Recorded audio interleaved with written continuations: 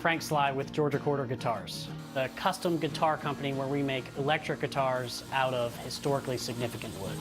And this wood is really special. It was born in the 1400s, so it's older than the country. And in 1856, it was cut down to be used in a dam in the Chattahoochee River in Columbus, Georgia. The materials matter because it makes a connection to help weave a story around that guitar and make a piece of history come alive. And that really gets at the spirit of what we're trying to accomplish here. Giving this material a second chance at life, really a chance to sing and become something even more beautiful than it was before.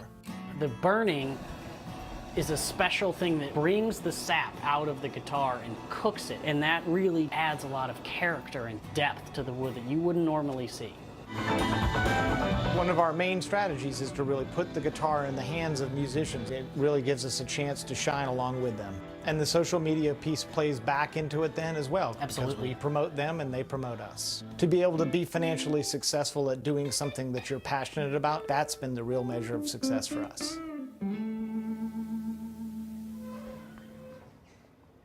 Well, out of the bushes and into the streets, Melissa McCarthy is getting into character ahead of her return to Saturday Night Live as White House Press Secretary Sean Spicer. Yeah, look at this. On a podium, taking a spin outside our office in New York yesterday. You can see bystanders capturing the video of her taping scenes for the show. You have to wonder what they're up to. We're going to have all the highlights for you tomorrow morning, of course. And we'll see you back here at 10 o'clock Eastern for an hour CNN Newsroom. Yes. Merconish, though, is with you now.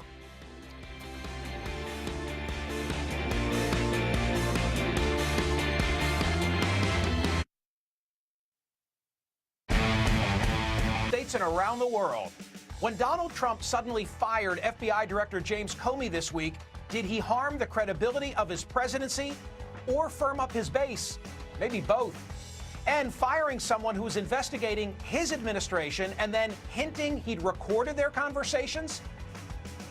What about the idea that in a tweet you said that there might be tape recordings? Well, that I can't talk about. I won't talk about that. That sounds like something from President Nixon's playbook. I'll ask former Nixon advisor Pat Buchanan what he thinks. Meanwhile, the Democrats are rallying the drumbeat to get a special prosecutor on the Russian ties to the Trump campaign. Several senators are on board, and I will talk to one of them, Gary Peters. And I have been summoned for jury duty. How would you answer this question? Would you be more likely to believe the testimony of a police officer because of his or her job? Tell me right now on Facebook and via Twitter. But first, this was a terrible week for President Trump, right? I mean, after all, his stated reason for firing FBI Director James Comey was contradicted by his staff and ultimately abandoned by the president himself. You'd think a political disaster. Well, not so fast. Let's review. The president told Comey in a letter that he was terminating him after accepting the recommendation of the Attorney General, who in turn was relying on a memo from the Deputy Attorney General. There was just one problem, and that was the timing. The president's letter, the correspondence from the Attorney General, and the memo of the Deputy Attorney General all have something in common. Each was dated May 9, 2017.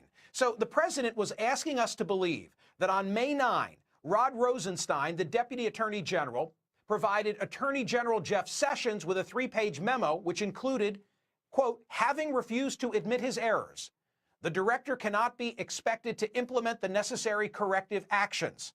And then on the same day this memo was delivered to Sessions, Sessions immediately accepted the outcome, turned around and sent his own letter to the president saying, quote, for the reasons expressed by the Deputy Attorney General in the attached memorandum, I have concluded that a fresh start is needed at the leadership of the FBI.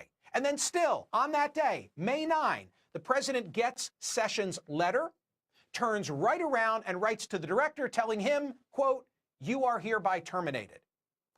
It never made sense that such a momentous decision as firing the head of the FBI would be made by each of these three parties on a single day, particularly where there was no new information contained in the Deputy AG's memo.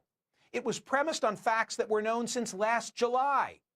That this was really about the Russian probe was made clear by the president's letter to Comey, specifically where he wrote these words, quote, while I greatly appreciate you informing me on 3 separate occasions that I am not under investigation, I nevertheless concur with the judgment of the Department of Justice that you are not able to effectively lead